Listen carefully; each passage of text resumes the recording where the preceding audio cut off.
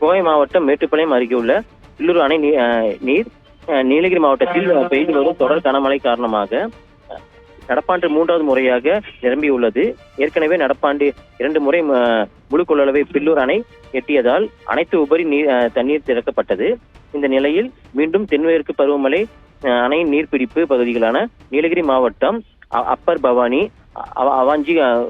அவாஞ்சி, குந்தா மற்றும் கேரளாவில் அட்டப்பாடி, மன்னார்காடு உள்ளிட்ட பல்வேறு பகுதிகளில் தொடர்ந்து பெய்து வரும் கனமழை காரணமாக இதனால் நேற்று இரவு முதல் பில்லூர் அணைக்கான நீர்வரத்து படிப்படியாக அதிகரித்து இன்று காலை நிலவரப்படி சுமார் 20,000 கன அடி தண்ணீர் வரத்து வந்துள்ளது.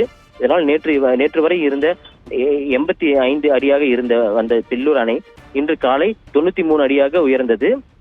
அதனைத் தொடர்ந்து மீண்டும் தண்ணீர் வரத்து அதிகரித்ததால் காரணமாக தற்போது 20,000 கன அடி தண்ணீர் வினாடிக்கு வந்து கொண்டிருந்ததால் அணையின் மொத்த அளவு 100 அடியில் 97 அடியாக வரை நிரம்பியது.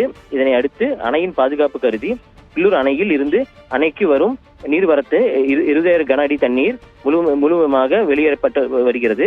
இதனால் பவானி ஆற்றில் வெள்ளப்பெருக்கு ஏற்பட்டுள்ள நிலையில் ஆற்றின் கரையோரம் வசிக்கக்கூடிய பொதுமக்களுக்கு பாதுகாப்பாக இருக்க வேண்டும் என கோவை மாவட்ட நிர்வாகத்தின் சார்பாக வெள்ள அபாய எச்சரிக்கை விடப்பட்டுள்ளது.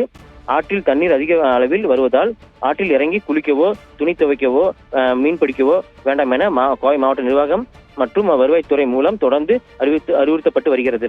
அப்ரகாம், தகவலுக்கு நன்றி நந்தகுமார். தண்ணி அதிகமாக வருதுங்க. அந்த கரையோரத்தில் மக்கள் கொஞ்சம் எச்சரிக்கையாக இருங்க. பாதுகாப்பான இடங்களுக்கு கலந்து செல்வது கேட்டுக்கொள்கிறோம்.